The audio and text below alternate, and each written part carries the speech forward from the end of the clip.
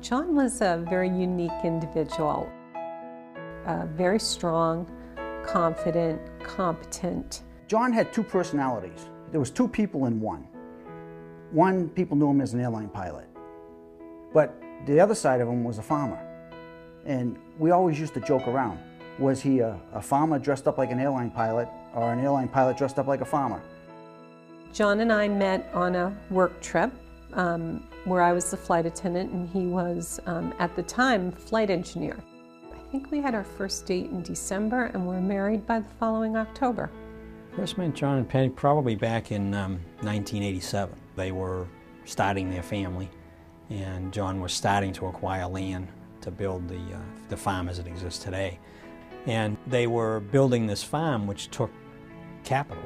I think Peg, made sure that John and I, and the three of us, talked about, the need for protecting his income.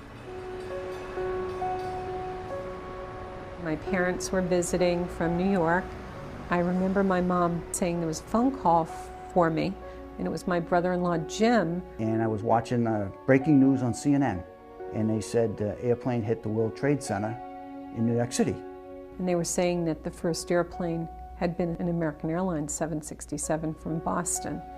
And I remember at that point just dropping to my knees and knowing in that instant that it had to be John. You can see something happening on television, you know it's real, but then to make that connection is very, very difficult. Knowing that your husband's airplane just went into that building. Clearly, there are no survivors, and yet a very vibrant person walked out the door only a couple of hours before. My father was a pilot and clearly brought in the majority of our family's income.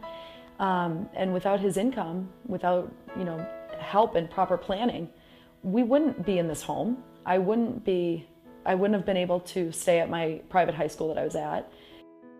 A lot of the coverage was term. The thing was to cover the need and make sure all the debt was covered and make sure that educations were provided for and things like that. So between what he had with private companies and what he had as a pilot, the combination of all those coverages, saved the day, really. We all believe in individual responsibility. Take care of yourself, take care of your family, and provide for them. And John did that. He did that in his life, and he did it in his death. Our life today is very good. We still look out and see my brother-in-law, who now operates the farm, operating the tractors, working around the farm, and I can't tell you how often I look out and think, that should be John, but it's not. But we've had a very busy life with kids in school and growing up and all that goes on with that, and you move on with your life. I heard one expression once that said it so well.